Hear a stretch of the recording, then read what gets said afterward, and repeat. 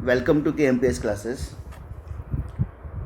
हम लोगों ने लास्ट क्लास में कूलम्ब्स लॉ के बारे में बात की थी और इसमें आपको ये बता दिया गया था कि अगर दो चार्जेस हैं स्टैटिक और दोनों के दोनों जो हैं पॉइंट चार्जेस अगर हैं तो इनके बीच में लगने वाला जो इलेक्ट्रोस्टैटिक फोर्स है उसकी वैल्यू होती है K Q1 Q2 upon R²।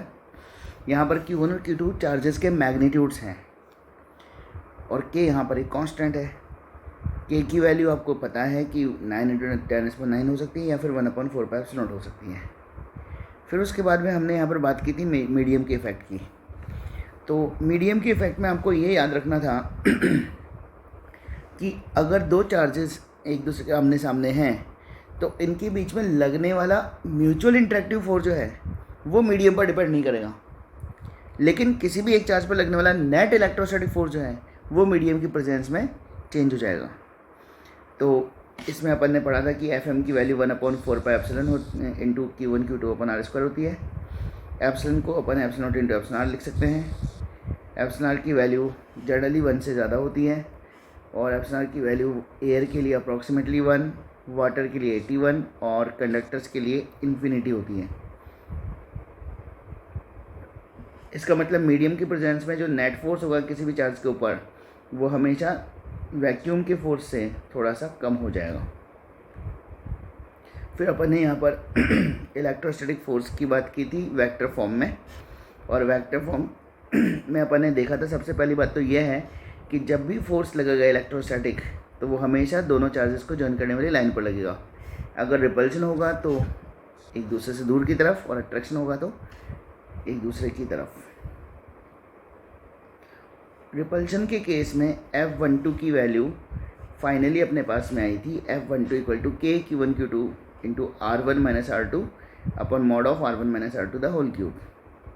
अगर यहाँ पर अट्रैक्शन होता तो कुछ नहीं करते, बस माइनस का साइन लगा देते इसके ऊपर। तो कुल मिलाकर के कूलम्ब्स लॉ क्या होता है उसके बारे में अपन ने बात की थी। मीडियम का इफेक्ट क्या होगा ये अपन ने बात कर ली थी, और वेक्टर फॉर्म इसकी क्या होती है इसके बारे में अपन ने बात कर ली थी। तो अब यहाँ पर बहुत सारे क्वेश्चंस हैं कूलम्ब्स लॉ पर बेस्ड, उनको अपन यहाँ पर देखने की कोशिश करेंगे।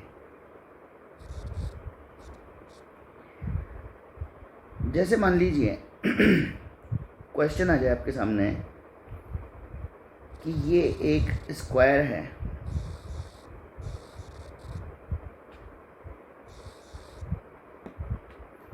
और इस स्क्वायर के इस कॉर्नर पर Q चार्ज, यहाँ भी Q, यहाँ भी Q और यहाँ भी Q है। इस स्क्वायर की लेंथ L है। आपसे पूछ लिया जाए कि यहाँ पर ये जो चार्ज Q है इस पर लगने वाला नेट इलेक्ट्रोस्टैटिक फोर्स कितना होगा। Find net electrostatic force on any charge small q placed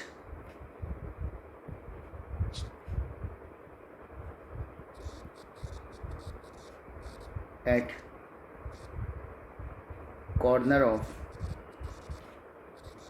square। तो यहाँ पर इस पर्टिकुलर में आपने कोई भी एक चार्ज मान लीजिए सेलेक्ट कर लिया है। जैसे मान लीजिए यहाँ पर आपने इस स्मॉल क्यू को सिलेक्ट किया। अब अगर ये स्मॉल क्यू को सिलेक्ट किया तो इसके ऊपर फोर्स कौन कौन से लग रहे हैं, कहाँ कहाँ से फोर्स लग रहे हैं, ये अपन यहाँ पर देख लेते हैं। इसको देखने के लिए मैं काम करता हूँ, कॉर्नर्स को नंबरिंग कर देता हूँ 1 2 3 एंड 4। मैं यहाँ पर ये जो पॉइंट नंबर 2 पर जो चार्ज रखा है उसके ऊपर फोर्स देखना चाहता हूँ। तो पॉइंट नंबर 2 पर जो चार्ज है उसको पॉइंट नंबर 1 वाला जो चार्ज है, ये वाला जो चार्ज है वो इसको करेगा रिपेल। तो यहाँ पर ये रिपल्शन इन दोनों चार्जेस को जॉइन करने वाली लाइन पर आएगा और इस रिपल्शन को मैं लिखूँगा F21 वेक्टर। सिमिलरली ये जो कॉर्नर नंबर 3 पर जो चार्ज रखा है वो भी 2 को रिपेल करेगा, लेकिन अब की बार डायरेक्शन जो है इन दोनों को जॉइन करने वाली लाइन ये वाली होगी। तो कुल मिलाकर के F23 की वैल्यू जो है F23 की जो डायरेक्शन है वो आपको नीचे की तरफ मिलेगी। लेकिन यहाँ पर अगर आप देखें ध्यान से तो आपको पता लगेगा कि ये डिस्टेंस भी L है, ये डिस्टेंस भी L है, ये दोनों चार्जेस भी सेम हैं। तो कुल मिलाकर के यहाँ पर मैं ये बोल सकता हूँ कि F21 वेक्टर का जो मैग्नीट्यूड है वो F23 वेक्टर के मैग्नीट्यूड के बराबर होगा, और ये दोनों की वैल्यू होगी K Q1 Q2 यानी कि Q square upon L square. F21 का मैग्नीट्यूड और 23 का मैग्नीट्यूड आपने निकाल लिया है। यहाँ पर अगर अपन ध्यान से देखें तो इन दोनों का जो रिजल्टेंट होगा, मैग्नीट्यूड सेम है। याद कीजिए मैंने आपको एक फार्मूला बताया था कभी ना कभी कि अगर दो वेक्टर्स A और A मैग्नीट्यूड अगर सेम है दोनों का, दोनों के बीच में एंगल अगर थीटा है, तो इनका रिजल्टेंट 2A cos θ/2 होता है। ये मैंने आपको बताया था। तो यहाँ पर इन दोनों के बीच में एंगल है 90 डिग्री, तो मैं यहाँ पर सीधा सीधा यहाँ पर लिख सकता हूँ कि इन दोनों का जो रिजल्टेंट है F21 और F23 का, वो इस डायरेक्शन में होगा। और कितना होगा, तो ये होगा √2 KQ square upon L square. तो कुल मिलाकर के यहाँ पर ये जो 2 पॉइंट पर जो चार्ज रखा था स्मॉल q, इसके ऊपर लगने वाला फोर्स इस 3 की वजह से और इस 1 की वजह से तो मिल गया मुझे। लेकिन यहाँ पर ये जो पॉइंट नंबर 4 पर चार्ज रखा हुआ है वो भी तो फोर्स लगाएगा। अब ये कितना फोर्स लगा रहा है ये भी अपन देख लेते हैं। तो ये कितना फोर्स होगा ध्यान से देखिए। अब देखिए यहाँ पर ये जो 4 नंबर वाला जो चार्ज है वो बिल्कुल डायगोनली अपोजिट बैठा हुआ है, तो इसकी वजह से जो फोर्स है वो इस ब्लू वाली लाइन के अलॉन्ग लगेगा, डायगोनल के अलॉन्ग लगेगा। और डायगोनल भी आपको पता है 45 डिग्री के एंगल पर होता है। इस फोर्स को मैं बोल देता हूँ F24। F24 की वैल्यू कितनी, तो F24 का मैग्नीट्यूड आप लिख सकते हो K Q1 Q2 अपॉन, देखो अगर ये L है और ये भी अगर L है तो ये वाली डिस्टेंस √2L होगी, तो यहाँ पर आ जाएगा 2L स्क्वायर। अब यहाँ पर कुल मिलाकर के आप देख सकते हैं कि F21 और F23 का जो रिजल्टेंट था वो √2 KQ square upon L square था, और F24 का जो वैल्यू है वो आपके सामने इतनी है। ये दोनों वेक्टर जो हैं ये एक दूसरे के बिल्कुल पैरेलल है, एक ही लाइन में है।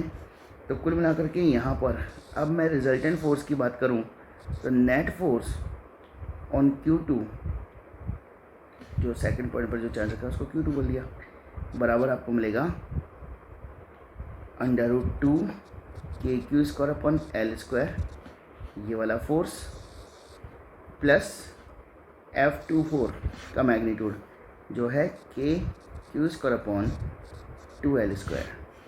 आप चाहें तो इसको कुछ कॉमन लेना चाहें तो कॉमन ले सकते हैं, तो आप KQ square upon L square को कॉमन ले लीजिए। यहाँ पर √2 + 1/2 आपको मिलेगा। थोड़ा और सॉल्व करना चाहें तो कर सकते हैं, अदरवाइज़ ये अपना आंसर हो गया न्यूटन की फॉर्म में। तो कुल मिलाकर के मैंने कुछ नहीं किया। यहाँ पर दो वेक्टर थे F21 और F23, पहले उन दोनों का रिजल्ट निकाला और फिर उसके बाद में एक और वेक्टर है F24, उसको मैंने ऐड कर दिया है।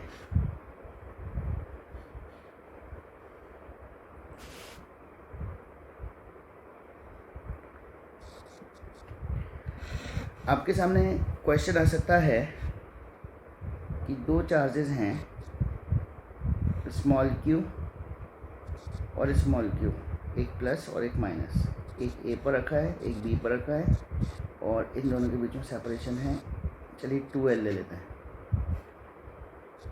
2 equal and opposite charges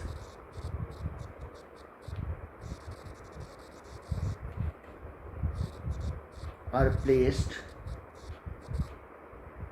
small are placed 2L distance apart। अब यहाँ पर अगर इन दोनों के बीच में if a third charge, small q, is placed at midpoint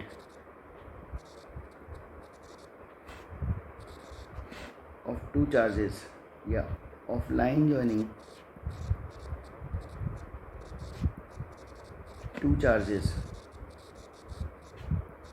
then find force या नेट फोर्स बोले अपन इसको, नेट इलेक्ट्रोस्टैटिक फोर्स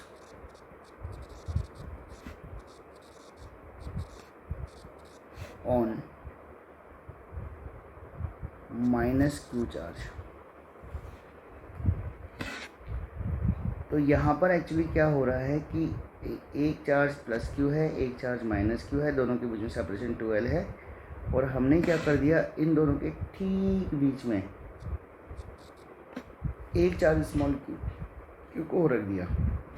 अगर ऐसा किया तो ये वाली डिस्टेंस L हो जाएगी और ये वाली डिस्टेंस भी L हो जाएगी, क्योंकि मिड पॉइंट पर रखा हुआ है चार्ज स्मॉल क्यू। अब क्वेश्चन में बोला गया है कि साहब माइनस क्यू पर लगने वाला नेट फोर्स कैलकुलेट कीजिए। तो माइनस क्यू पर फोर्स कौन कौन लगा रहा है, तो माइनस क्यू पर एक तो यहाँ पर फोर्स लग रहा है ए वाला चार्ज।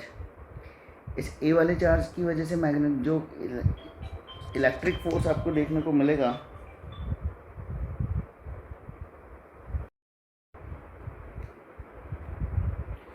तो माइनस क्यू पर अपने को फोर्स अगर देखना है तो ए की वजह से माइनस क्यू पर लगने वाला फोर्स, देखो माइनस क्यू रखा है बी पॉइंट पर, तो यहाँ पर मैं लिख देता हूँ force on B due to A. Force on B due to A, अगर इसका मैं मैग्नीट्यूड की बात करूँ तो ये मुझे मिलेगा कितना, के Q1 Q2 upon are square. यहाँ पर आर की वैल्यू 2L है, तो मैंने 2L का स्क्वायर कर दिया, 4L स्क्वायर हो गया। अब यहाँ पर दूसरी बात, इस माइनस क्यू को ये वाला जो क्यू है ये भी तो अट्रैक्ट कर रहा है, इस पॉइंट को मैं सी बोल देता हूँ। तो कुल मिलाकर के सी की वजह से इस माइनस क्यू पर लगने वाला फोर्स इधर आ जाएगा, और इसकी वैल्यू होगी force on B due to C. Force on B due to C जो है, अगर मैं इसको कैलकुलेट करना चाहूँ तो ये मुझे मिलेगा के Q1 Q2 upon L square. F B A और एफ बी सी दोनों सेम डायरेक्शन में हैं, तो नेट फोर्स ऑन बी अपन लिख सकते हैं एफ बी ए का magnitude plus F B C का मैग्नीट्यूड। तो ये आपको मिल जाएगा कितना, K Q square upon 4L square plus K Q square upon L square. थोड़ा सा सॉल्व करेंगे अपन। तो एफ बी का फाइनल रिजल्ट आपको मिल जाएगा 5/4 K Q square upon L square.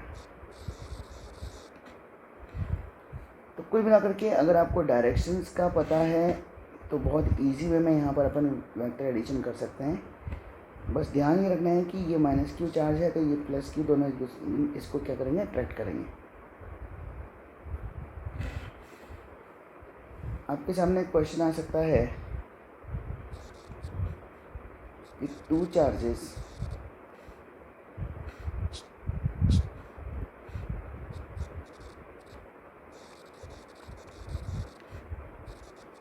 Q1 and Q2 are placed r distance apart.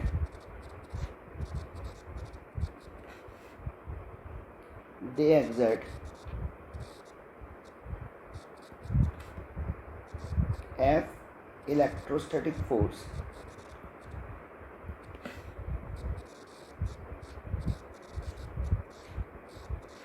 on each other.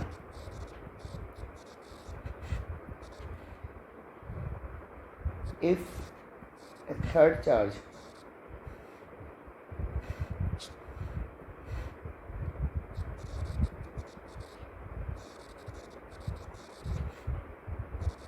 Q3 is placed between them,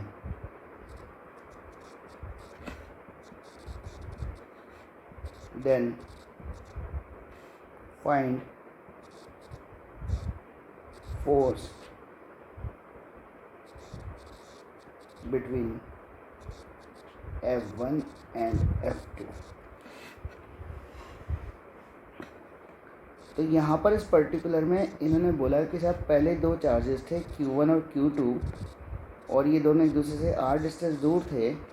कुल मिलाकर के इनके बीच में लगने वाला जो फोर्स होगा F, उसकी वैल्यू आपको क्या मिलेगी, k Q1 Q2 upon r²। अब इन्होंने बोला कि साहब इस Q1 और इस Q2 के बीच में हमने एक तीसरा चार्ज Q3 और रख दिया है।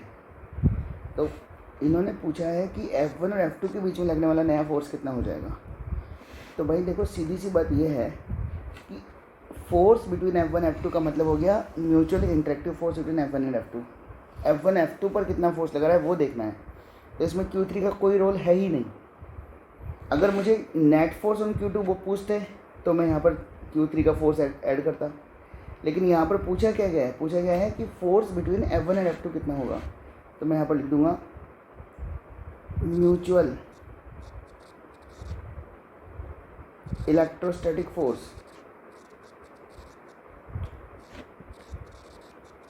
Between two charges do not depend upon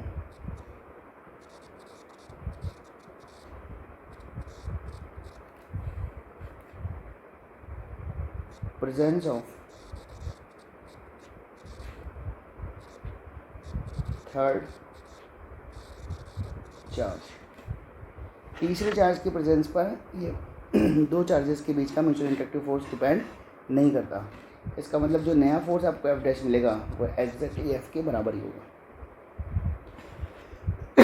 तो तीसरे चार्ज की प्रेजेंस से नेट फोर्स चेंज होता है, दो चार्जेस के बीच में म्यूचुअली इंटरेक्टिव फोर्स चेंज नहीं होता है।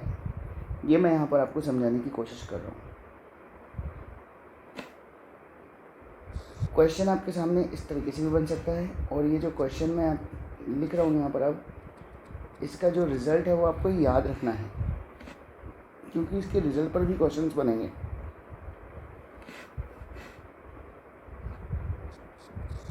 Two charges,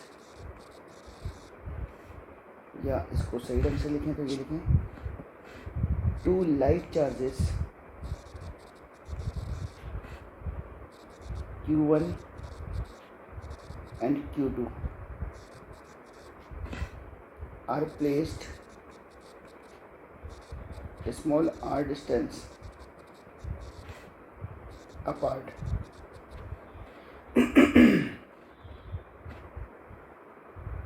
A third charge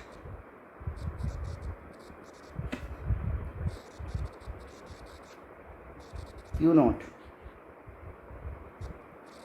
is placed on line journey Q1 and Q2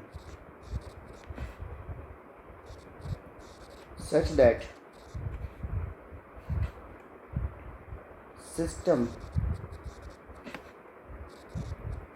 attains equilibrium.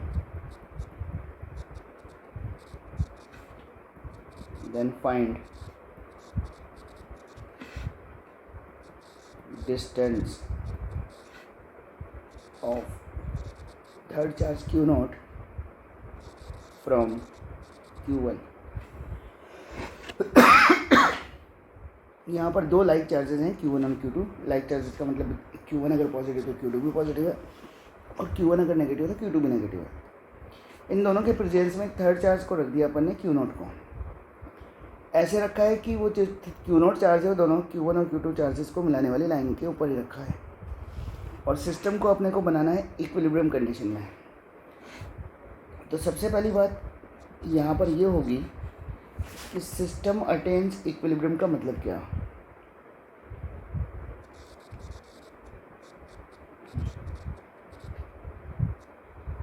Equilibrium of system, इसका क्या मतलब है? इसका मतलब है net force on all charges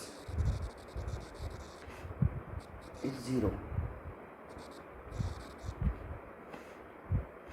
जितने भी चार्जेस हैं उन सब पर नेट फोर्स ज़ीरो होना चाहिए।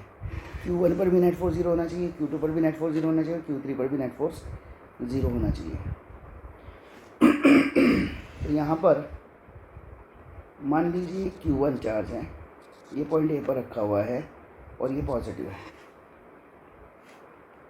यहाँ पर एक दूसरा चार्ज है Q2, ये भी पॉजिटिव है और ये बी पर रखा हुआ है। ए और बी के बीच में सेपरेशन स्मॉल आर है। अब इन्होंने बोला कि इन दोनों को जॉइन करने वाली लाइन पर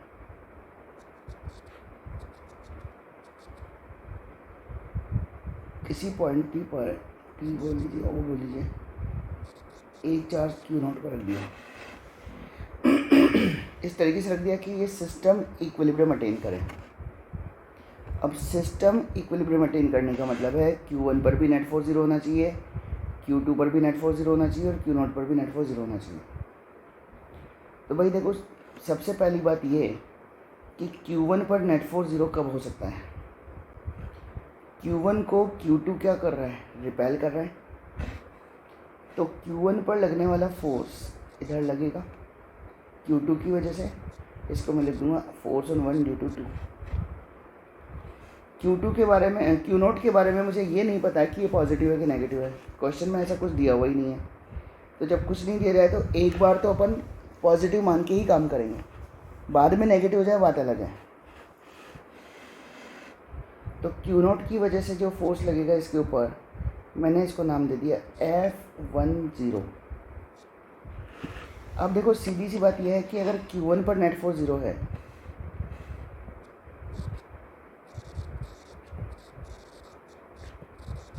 if net force on Q1 is 0, then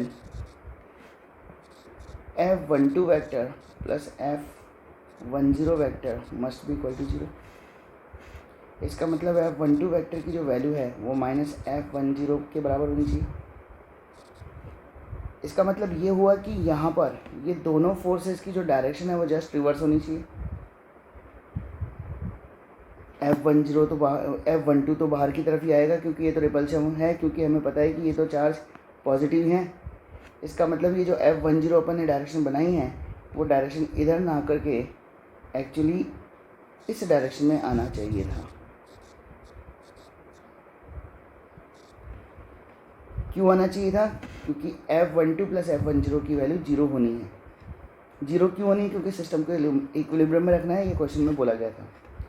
तो यहाँ पर अगर ये F10 इधर है तो मुझे ये पता लग गया है कि जो Q0 है ये नेगेटिवली चार्ज होना चाहिए। अब यहाँ पर आगे अपन इसको सॉल्व करते हैं, ध्यान से देखिए कैसे। यहाँ पर आपसे बोला गया है सिस्टम इज़ इन इक्विलिब्रियम।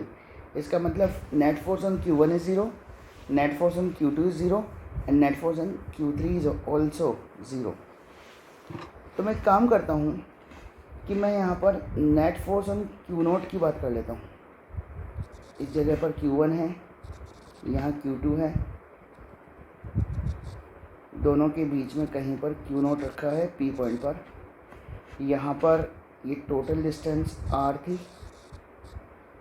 तो मैंने अज्यूम कर लिया है कि Q1 से P की डिस्टेंस मान लो X है। तो Q2 से P की डिस्टेंस R माइनस X होगी। Q0 पर लगने वाले फोर्सेस की मैं बात करूं तो Q0 पर Q1 फोर्स जो लगाएगा वो इधर लगाएगा, force on Q0 due to 1। अब आपको कंफर्म हो चुका है कि Q0 नेगेटिव है, ये अपन यहाँ पर प्रूव कर चुके हैं इस कैलकुलेशन से। तो ये Q0 नेगेटिव है, कंफर्म है, तो इसलिए यहाँ पर Q0 को Q1 अट्रैक्ट करेगा अपनी तरफ। सिमिलरली इस Q0 को Q2 जो है वो भी क्या करेगा, तो ये भी अट्रैक्ट करेगा अपनी तरफ F10 ड्यू टू 2। तो कुल मिलाकर के यहाँ पर Q0 पर दो तरह के फोर्सेस लग गए, F101 एंड F02। पर यहाँ पर दो फोर्सेस लग गए हैं, एक F01 और एक F02। तो यहाँ पर इक्विलिब्रियम ऑफ Q0 के लिए अपन देखना चाहें तो F01 का मैग्नीट्यूड F02 के मैग्नीट्यूड के बराबर होगा। तो यहाँ पर इनकी वैल्यूज़ अपन सब्स्टिट्यूट कर देते हैं। तो वैल्यू सब्स्टिट्यूट करेंगे तो आपको क्या मिलेगा, के Q1 Q0 upon x square, क्योंकि Q1 और Q0 के बीच में कितनी डिस्टेंस है, वो x है। ये बराबर होगा किसके, के Q2 Q0 upon r minus x the whole square. यहाँ पर k से k कैंसिल हो गया, Q0 से Q0 कैंसिल हो गया। अपन यहाँ पर लिख सकते हैं r minus x the whole square upon x square equal to Q2 upon Q1। ये r माइनस एक्स स्क्वायर को अपन इधर ले आए, Q1 को नीचे ले गए इधर। तो कुल मिलाकर के यहाँ पर r minus x upon x बराबर आपको मिल जाएगा under root of Q2 upon Q1। Finally यहाँ पर इसको कैलकुलेट करेंगे अपन, तो अपने पास में फाइनल जो रिजल्ट आएगा वो आएगा x equal to r under root Q1 upon root of Q1 plus root of Q2। ये जो रिज़ल्ट है, ये रिज़ल्ट आपको एज ए फॉर्मूला याद होना चाहिए। जब भी दो सेम नेचर के चार्जेस Q1 और Q2 एक दूसरे से r डिस्टेंस पर हैं, तो इनके बीच में थर्ड चार्ज कहाँ रखा जाए ताकि सिस्टम इक्विलिब्रियम में रहे। तो याद रखिएगा Q1 से जो डिस्टेंस आएगी वो आएगी x equal to r under root Q1 upon root of Q1 plus root of Q2। यहाँ पर इस पर्टिकुलर फार्मूले को याद रखने में एक बात और सुन लीजिए कि अगर मान लो ये Q1 है और ये Q2 है और आपने यहाँ पर Q0 लिख दिया बीच में, ये वाली डिस्टेंस x है Q1 और Q0 के बीच में, और ये वाली डिस्टेंस को अगर मैं बोलूँ y Q2 और Q0 के बीच में, तो x की वैल्यू, अच्छा टोटल डिस्टेंस कितनी है तो वो r है। तो x की वैल्यू आप लिख सकते हो r under root Q1 upon root of Q1 plus root of Q2। Similarly y की वैल्यू आप लिख सकते हो r under root Q2 upon under root of Q1 plus under root of Q2। तो मैं जो कहना चाह रहा हूँ वो बात ये है कि अगर आपको Q1 से डिस्टेंस देखनी है तो न्यूमरेटर में आप अंडर रूट Q1 लिखिए। अगर Q0 की डिस्टेंस आपको Q2 के रेस्पेक्ट में देखनी है तो आप न्यूमरेटर में Q2 को लिखिए। तो कुल मिलाकर के बाकी सब चीज़ें सेम हैं, लेकिन जो न्यूमरेटर है उसमें चेंज करेंगे तो डिस्टेंस दूसरे चार्ज से आपको मिल जाएगी देखने को। जैसे मान लीजिए क्वेश्चन आ गया आपके सामने, 2 similar charges of plus 16 microcoulomb and 9 microcoulomb are placed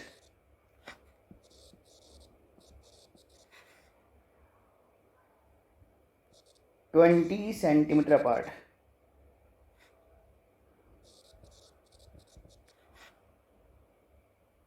Find the distance of third charge Q0 on line joining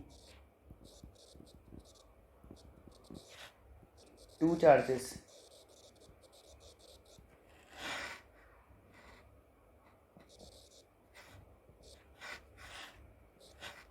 from 16 microcoulomb charge,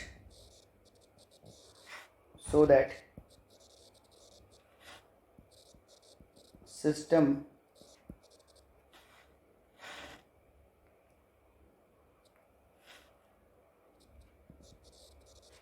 attains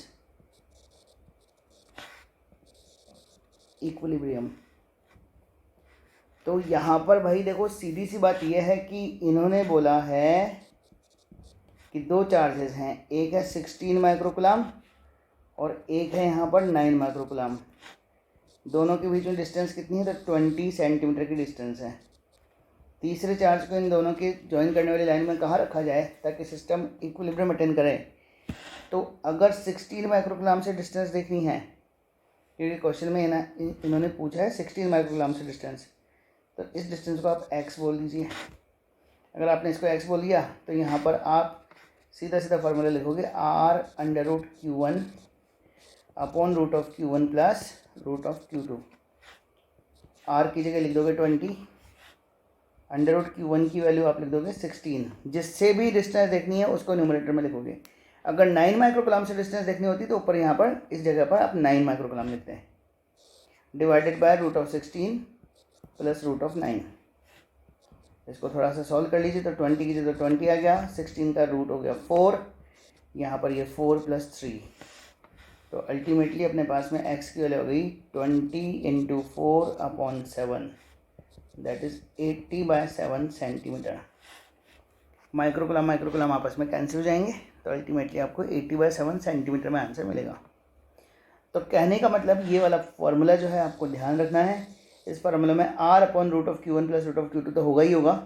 अगर आपने ऊपर √Q1 लिखा है तो इसका मतलब आपने डिस्टेंस Q1 से निकाली Q0 की, और अगर आप Q0 की डिस्टेंस Q2 से निकालना चाहते हो तो आप न्यूमरेटर में √Q2 लिखोगे ऊपर, R/√Q2/√Q1 प्लस √Q2। तो मेरे ख्याल से ये बात आपको समझ में आ गई होगी। इसी तरीके से अगर मान लीजिए क्वेश्चन ये होता कि 2 charges plus Q1 and minus Q2, यहाँ पर इन्होंने बोला हुआ है कि mod of Q1 is greater than mod of Q2। जैसे मान लो Q1 की वैल्यू है 5 माइक्रोकूलम प्लस में, तो Q2 की वैल्यू जो है उसका मैग्नीट्यूड 5 से कम है, यानी कि वो -3 माइक्रोकूलम हो सकता है, -2 माइक्रोकूलम हो सकता है। Are placed small r distance apart at third charge Q0 is placed on line joining two charges,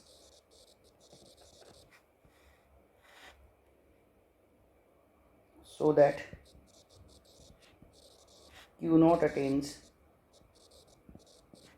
equilibrium. Find distance between Q0 and Q1। यहाँ पर भी आपको करना क्या है, बात को समझिए। पहली बात, ये मान लो पॉइंट A है, यहाँ पर चार्ज रखा है Q1, ये पॉइंट B है, यहाँ पर चार्ज रखा है -Q2, और ये डिस्टेंस है R। अब यहाँ पर तीसरे चार्ज को कहाँ रखा जाए कि वो इक्विलिब्रियम अटेन करे?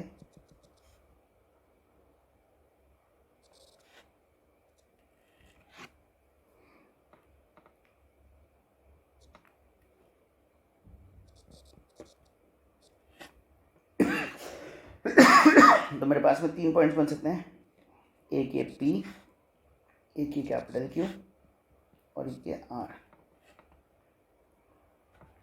क्या Q पॉइंट पर Q0 को रखने से यहाँ पर Q0 पर 0 फोर्स लग पाएगा? तो चेक कर लीजिए। Q0 अगर पॉजिटिव है तो Q1 उसको करेगा रिपेल और -Q2 करेगा अट्रैक्ट, तो ये दोनों फोर्स तो सेम डायरेक्शन में आ गए, तो यहाँ पर तो नेट फोर्स यूज नहीं हो सकता। Q0 अगर नेगेटिव होता तो Q0 अगर नेगेटिव होता तो नेगेटिव चार्ज करता रिपेल,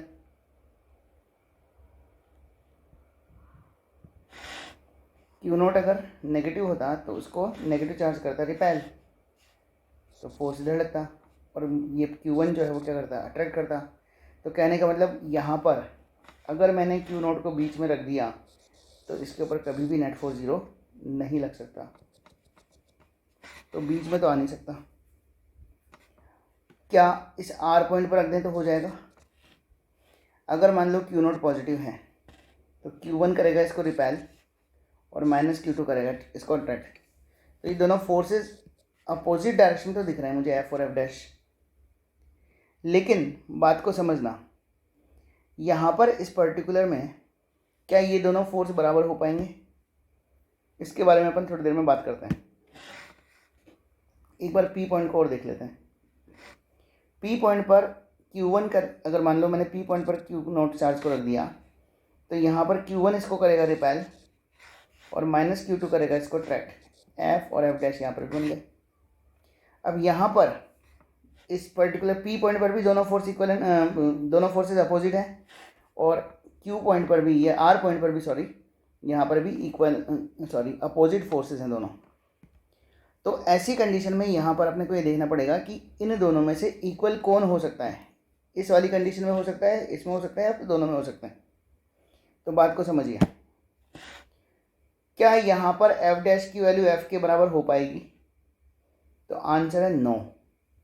क्यों नो? तो उसकी वजह यह है कि Q1 मैग्नीट्यूड में बड़ा है, F proportional to magnitude of Q1 and F proportional to 1/r²। तो कुल मिलाकर के यहाँ पर ये चार्ज मैग्नीट्यूड में भी बड़ा है और यहाँ पर ये Q नोट इसके पास में भी आ गया।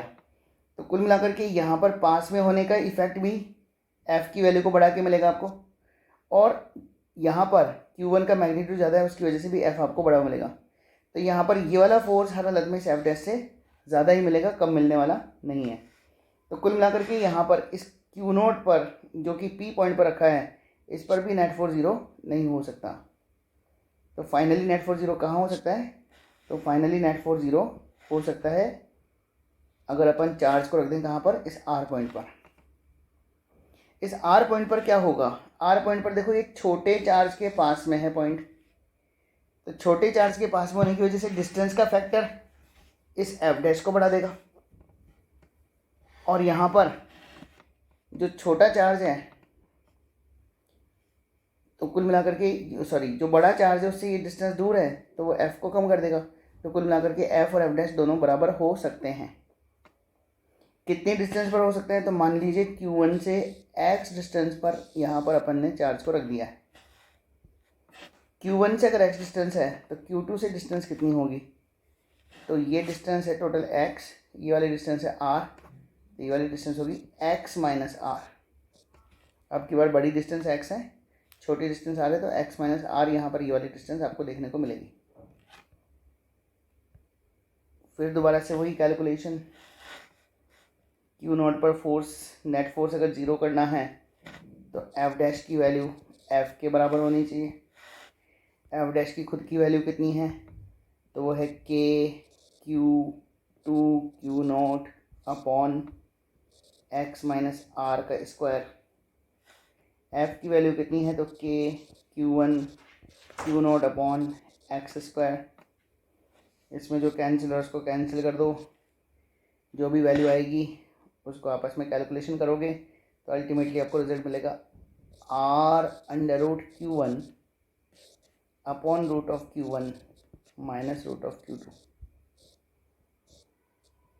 यहाँ पर भी अगर आपने न्यूमरेटर में अंडर रूट Q2 लिख दिया होता तो आंसर आपका गलत नहीं होता, बस डिस्टेंस आपको Q2 से मिलती। और डिनोमिनेटर में आपको हमेशा under root of bigger charge minus under root of smaller charge करना है। यहाँ पर इस न्यूमरेटर में ये वाला जो चार्ज लिखोगे वो तो कौन सा लिखोगे? जिससे डिस्टेंस पता लगानी है, और डिनोमिनेटर में आप लिखोगे बड़ा चार्ज माइनस छोटा चार्ज का रूट। तो इस तरीके से आप इसको ध्यान रखिएगा, याद रखिएगा।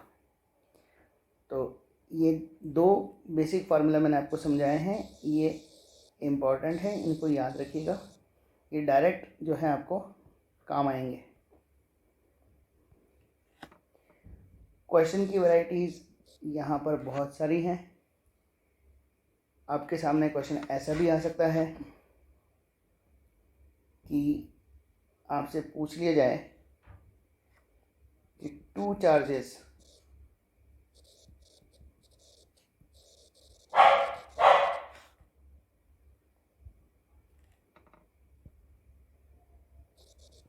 Q1 and Q2 are fixed at point A and B. A third charge, ये थर्ड सिमिलर चार्ज लिख देता हूँ,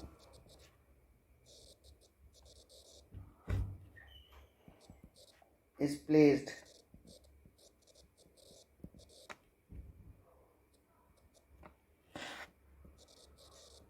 between Q1 and Q2 such that net force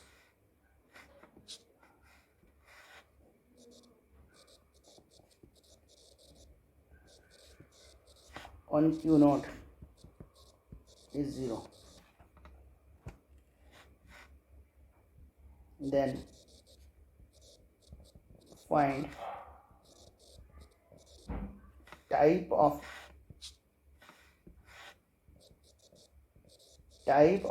equilibrium of Q naught. First, a long line AB. Second, perpendicular to line AB. देखो यहाँ पर इस particular में आपको बोला गया है कि दो चार्जेस हैं Q1 और Q2 और इन दोनों के बीच में एक तीसरा चार्ज Q नोट रख दिया है। इस तरीके से रखा है Q नोट ताकि वो नेट फोर्स 0 एक्सपीरियंस कर रहा हो। अब नेट फोर्स अगर 0 एक्सपीरियंस कर रहा है तो इसका मतलब तीसरा चार्ज इक्विलिब्रियम कंडीशन में तो है। और आप लोग जानते हो कि इक्विलिब्रियम कंडीशन 3 टाइप की होती हैं। मैं एक बार आपको जो है याद दिला देता हूँ। पहला इक्विलिब्रियम होता था स्टेबल इक्विलिब्रियम। स्टेबल इक्विलिब्रियम का मतलब क्या है, इसको समझने के लिए एक एग्जांपल से मैं आपको समझाने की कोशिश कर रहा हूँ। ध्यान से देखिएगा। ये मान लो एक बाउल है और इस बाउल में एक बॉल पड़ी हुई है, ग्लास बॉल।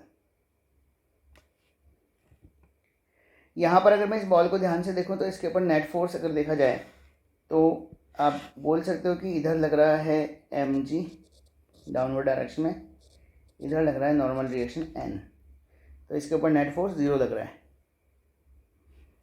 अगर मैं इस बॉल को अपनी पोजीशन से हल्का सा डिस्प्लेस कर दूं तो क्या होगा। अगर मैंने इसको अपनी पोजीशन से हल्का सा भी डिस्प्लेस कर दिया तो ये नया नॉर्मल फोर्स है N dash,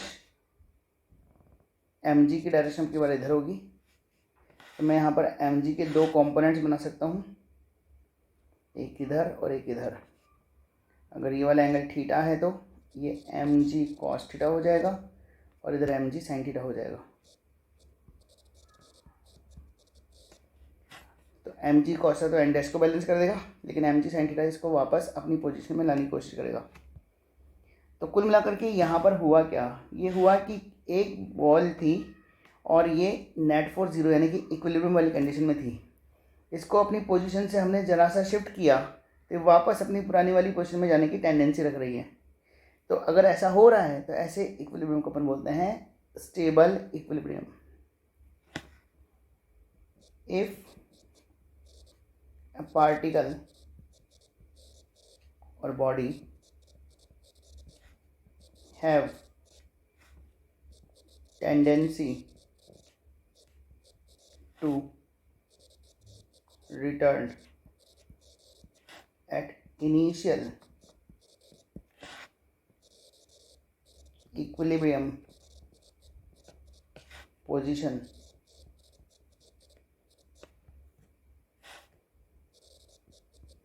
after slight displacement, then the body is in stable equilibrium। अगर किसी पर्टिकुलर बॉडी पर नेट फोर्स 0 लग रहा है और उसको अपनी पोजीशन से हल्का सा डिस्प्लेस कर दिया हमने, तो हल्का सा डिस्प्लेस करने के बाद अगर वो पुरानी वाली पोजीशन में वापस लौटने की कोशिश कर रही है तो डेफिनेट सी बात है कि वो इक्विलिब्रियम जो है वो स्टेबल इक्विलिब्रियम है। स्टेबल इक्विलिब्रियम में दो बातें और ध्यान रखिएगा, ये बोलिएगा, एक ही बात ध्यान रखिए कि potential energy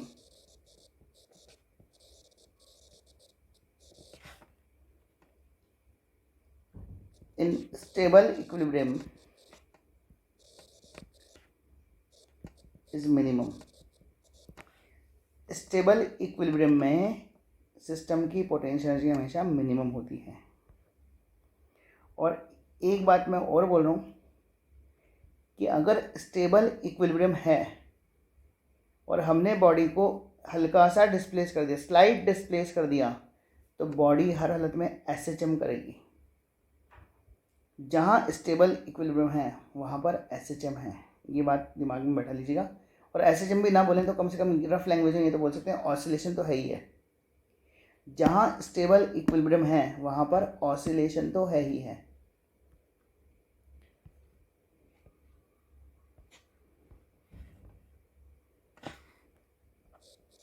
unstable equilibrium,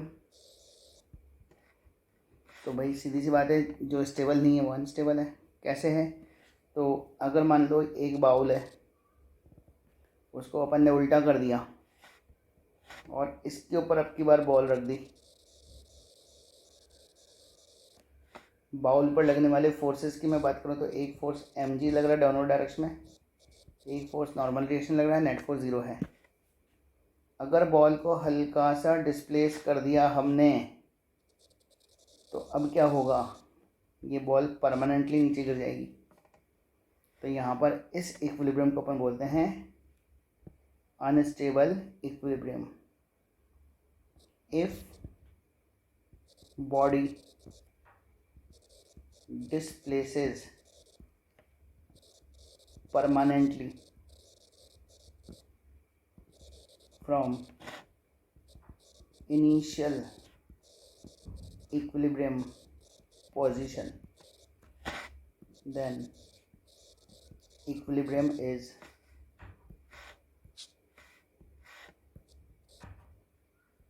unstable। Unstable equilibrium में ध्यान रखिएगा, पोटेंशियल एनर्जी जो होती है जो होती है मैक्सिमम। एक और इक्विलिब्रियम का टाइप है जिसका नाम है न्यूट्रल। ये हमारे इलेक्ट्रोस्टैटिक्स में काम नहीं आएगा, लेकिन समझ लीजिए। मान लीजिए बिल्कुल प्लेन सरफेस है, हॉरिजॉन्टल, और इस सरफेस पर एक ऑब्जेक्ट को आपने यहाँ रखा। इसका mg लग रहा है डाउनवर्ड डायरेक्शन में, नॉर्मल डायरेक्शन लग रहा है अपवर्ड डायरेक्शन में, नेट फोर्स 0 है। अब इसी पर्टिकुलर को अगर आपने थोड़ा सा शिफ्ट कर दिया इधर, तो अब क्या होगा? अभी भी mg डाउनवर्ड लगेगा, नॉर्मल डायरेक्शन अपवर्ड लगेगा, नेट फोर्स 0 लगेगा। थोड़ा सा और शिफ्ट कर दिया तो क्या होगा? तो भी mg downward, normal direction upward, net force दोनों 0।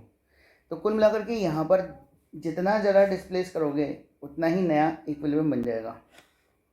तो if a body maintains new equilibrium at every point where it is shifted, then equilibrium is neutral। और यहाँ पर पोटेंशियल जी कांस्टेंट होती है सभी पोजीशंस पर। इस हॉरिजॉन्टल लाइन में सभी जगह पर पोटेंशियल जी क्या रहेगी? वो कांस्टेंट रहने वाली है। तो कुल मिलाकर के यहाँ पर क्वेश्चन अपना ये नहीं था, क्वेश्चन तो अलग था, लेकिन मैंने यहाँ पर आपको समझाने की कोशिश की कि स्टेबल इक्विलिब्रियम का मतलब क्या होता है, अनस्टेबल का क्या होता है और न्यूट्रल का क्या होता है। अब अपने मेन क्वेश्चन पर आते हैं। अपना जो मेन क्वेश्चन था वो ये था कि दो चार्जेस हैं, एक ए पॉइंट पर है Q1, एक बी पॉइंट पर है Q2। चार्जेस के बारे में नेचर वगैरह कुछ ना बोला जाए तो बाय डिफ़ॉल्ट अपन उसको पॉजिटिव मानेंगे। यहाँ पर इन दोनों को ज्वाइन करने वाली लाइन पर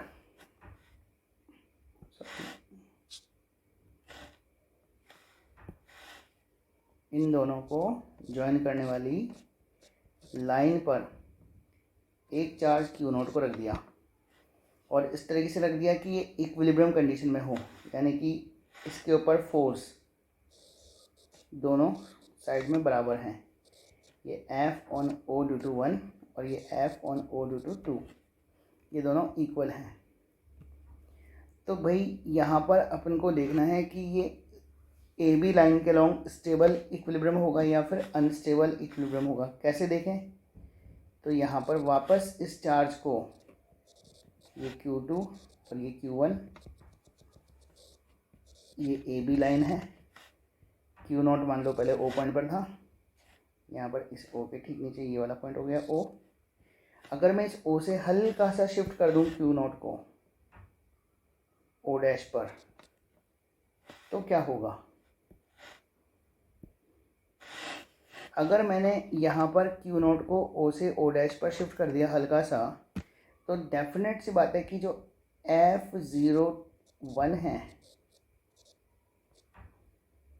वो हो जाएगा कम। तो मैं इसको F01 डैश लिख देता हूँ। और सिमिलरली यहाँ पर F02 डैश जो है वो बढ़ जाएगा। क्यों? क्योंकि डेफिनेट सी बात है Q2 के पास में आ गया ये, तो Q2 का रिपल्शन बढ़ जाएगा। तो यहाँ पर नेट फोर्स जो लगेगा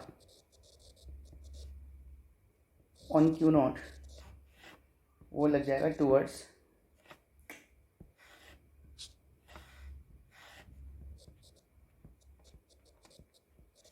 पॉइंट O लग जाएगा, यानी कि वापस O पॉइंट पर जाने की कोशिश करेगा। सिमिलरली आप इसको A की तरफ शिफ्ट करके देखोगे तो भी वहाँ पर वही बात होगी, नेट फोर्स वापस O की तरफ ही लगेगा।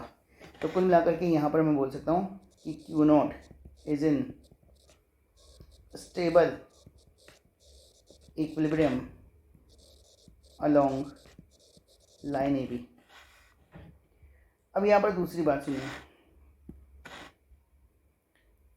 आपसे बोला जा सकता है या आपसे पूछा गया है कि परपेंडिकुलर टू लाइन AB क्या होगा।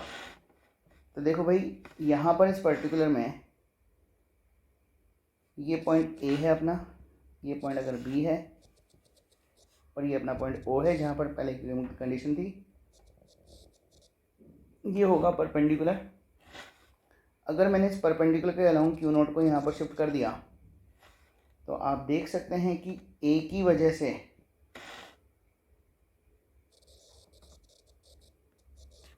Force on O due to 1 आपको इधर मिलेगा और B की वजह से रिपल्शन आपको इधर मिलेगा FO2।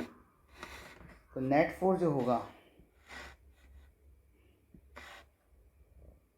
वो आपको इस डायरेक्शन में मिल जाएगा। और इस डायरेक्शन में मिलने का मतलब है कि ये O से दूर चला जाएगा, और दूर चला जाएगा तो मैं यहाँ पर बोल सकता हूँ कि ये अनस्टेबल इक्विलिब्रियम का केस है। ये जो केस है वो अनस्टेबल इक्विलिब्रियम का केस है। तो आज की क्लास में इतना पढ़ते हैं अपन। नेक्स्ट क्लास में SHM पर बेस्ड क्वेश्चन देखेंगे और कुछ पेंडुलम बेस्ड क्वेश्चंस भी अपन यहाँ पर देखेंगे। Thank you very much.